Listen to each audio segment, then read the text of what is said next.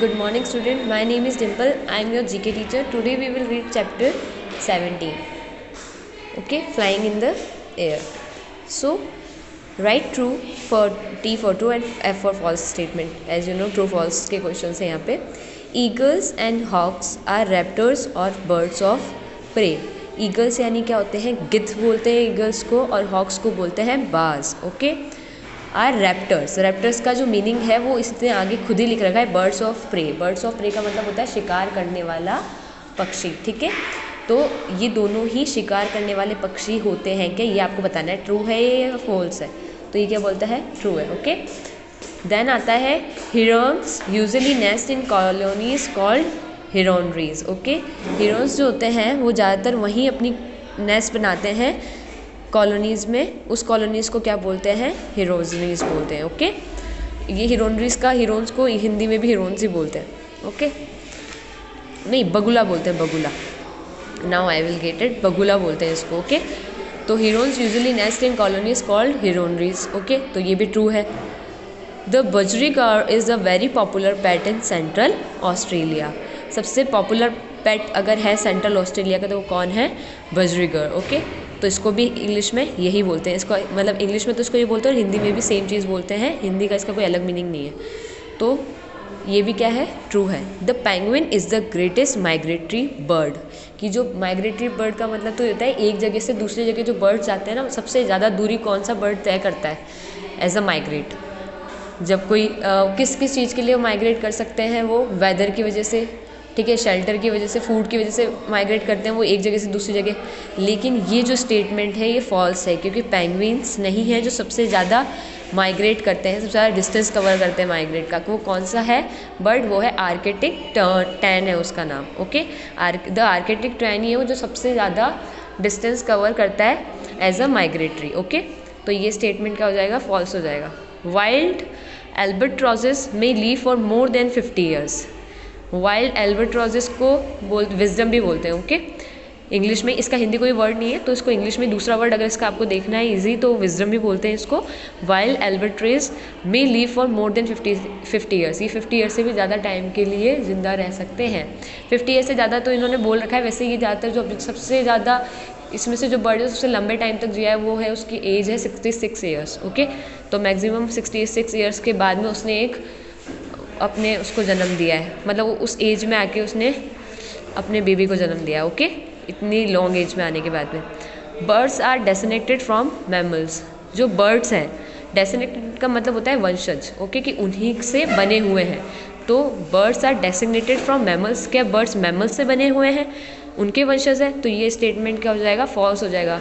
Because birds are descended from dinosaurs. Dinosaurs में भी जो ट्रापोड्स होते हैं ना, छोटे वाले जो डायनासोर्स होते हैं जो मीट वगैरह खाते थे, उन डायनासोर्स के ही वंशज हैं बर्ड्स. कई बर्ड्स ऐसे ही हैं. ओके, तो ये स्टेटमेंट भी क्या हो जाएगा? फॉल्स हो जाएगा. और toucan's bill is much larger than its body. Toucan's का जो बिल होता है वो उसकी बॉडी से भी ज़्यादा बड़ा होता है. तो ये स्टेटमेंट क्या है? ट्रू है. Ducks are the largest waterfowl. जो डक्स होती है वो सबसे बड़ी, वाटरफॉल का मतलब होता है जल पक्षी. ठीक है, सबसे बड़ी जल पक्षी डक्स होती है.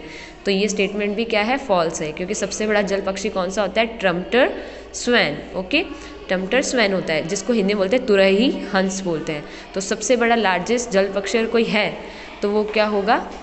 ट्रम्प्टर स्वैन होगा. तो ये स्टेटमेंट क्या हो जाएगा? फॉल्स हो जाएगा.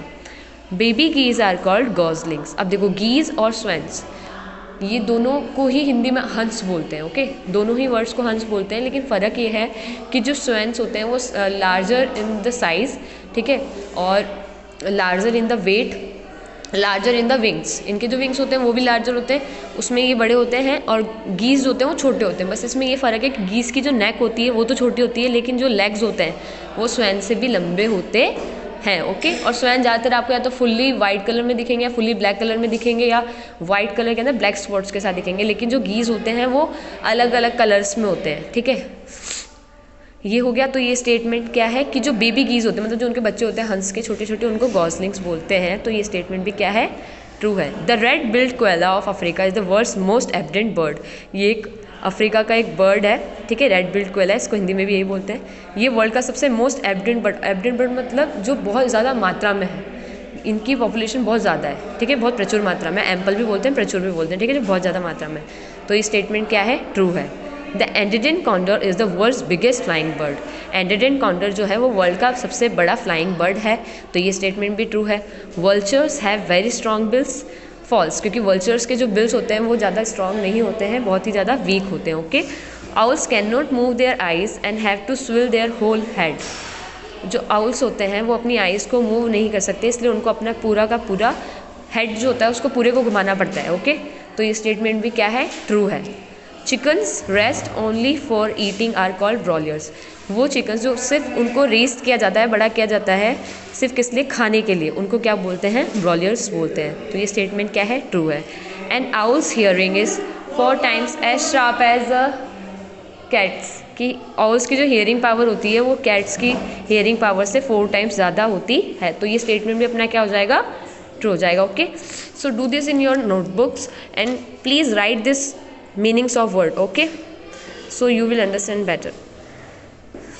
Like which statement is false, so you should write what is the true statement. Okay, like in the 6th number we know that words are designated for mammals. This is the wrong statement, so which is the right statement? So you can read birds are designated from dinosaurs. Okay, here ducks are the largest waterfall. We know that this statement is false.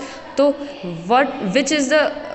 which bird is the largest waterfall? So you can write Trumpeter swan is the largest waterfall. So you will get the right answers also. Okay, I will send you the pics in the groups. I will send you the pic in the group. Okay, so you will do it for them there.